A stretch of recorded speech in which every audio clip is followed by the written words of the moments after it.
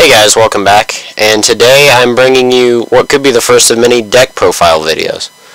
Today we're featuring the Worm Mill deck, which is a mill deck using the insect and worm archetypes to get your opponent down to 0 cards as opposed to 0 life points. So without any further hesitation, let's just get right into the deck profile. We run 3 Insect Knights in the deck, pretty standard, 1900, overall solid card in the deck. He also allows you to set up for some combos, which we'll discuss later in the video.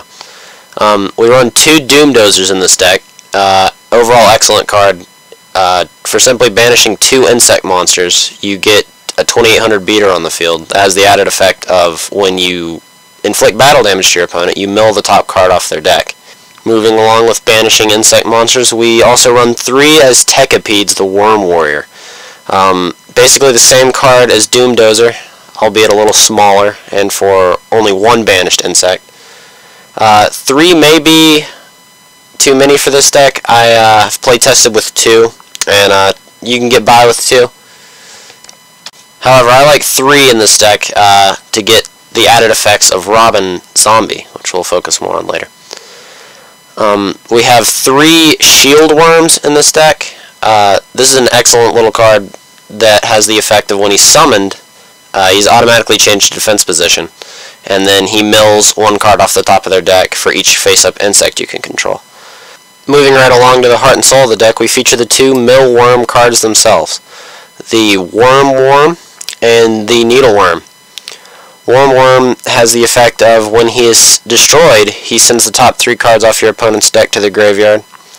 And Needle Worm, a flip effect monster that when he is flipped, he mills the top 5 cards off your opponent's deck to the graveyard. These 2 cards are absolutely integral to the deck, and you should focus on playing them as much as possible. Up next we have 2 Golden Ladybugs. These are basically just to help regain some life points while you set up for your mill. They also make good target fodder for Aztecapede and Doom Dozer, as well as Multiplication of the Ants or even Assault on GHQ. That wraps up the monster lineup for the deck. Moving along to spells, we have Swords of Revealing Light. Pretty standard for a mill deck. You want to kind of hold back as much as you can while you set up your Needle Worms and your Worm Worms. Then you have your staple cards, your Dark Hole, Heavy Storm, Monster Born, and Book of Moon. Obviously Dark Hole just to clear problems on the field, Heavy Storm to clear problem back row, Monster Born to bring back targets for some of your spells like Multiplication of the Ants or Assault on GHQ. And Book of Moon. This is almost exclusively for Needleworm to flip him back face down and get his effect to trigger again. We also have Shallow Grave. We run 2 of these in this deck. Also mostly for Needleworms. Now we have one of our center combo pieces of the deck, Multiplication of the Ants. This card is very, very interesting in this deck. It combos extremely well with Shield Worm in that it gives you more insect targets for his milling effect. It also combos with Assault on GHQ, where you send one of the insect tokens on your side of the field to mill the top 2 cards off their deck. We have Insect Neglect. This is generally for protection in the deck. It also focuses on the remove from play of insects, so you may want to side deck in Burial from a Different Dimension or Different Dimension Reincarnation to help get back some of your banished insects. We run 1 Mystical Space Typhoon. This deck isn't really meant for a very aggro style, however it can perform that way with the use of Doom Dozer and Aztecapede. We run 1 Starlight Road in the deck for our back row protection. We run several continuous spell cards and a lot of traps in this deck, so being able to block your enemy's Heavy Storm and bring out a Stardust Dragon is always useful. Another key card in this deck is Assault on GHQ.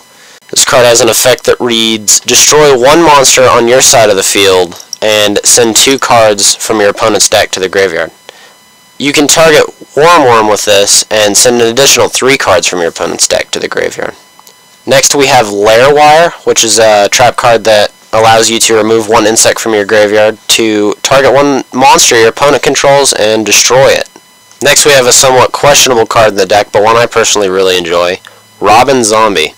This card reads, each time a monster on your side of the field inflicts battle damage to your opponent, you can send one card from the top of their deck to the graveyard.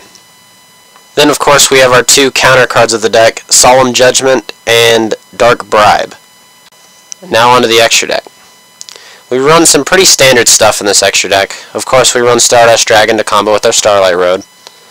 We also run one Utopia, one Shockmaster, one Papal Operative, one Black Ship of Corn, one Lavalval Chain, one Gaga Cowboy, a Daigusto Emerald, two Leviathan Dragons, a Leviair the Sea Dragon to help get back some of our banished insects, one Wind-Up Zenmaines, one number 34 Terabyte. Now you could switch this out for another Leviair if you wish to.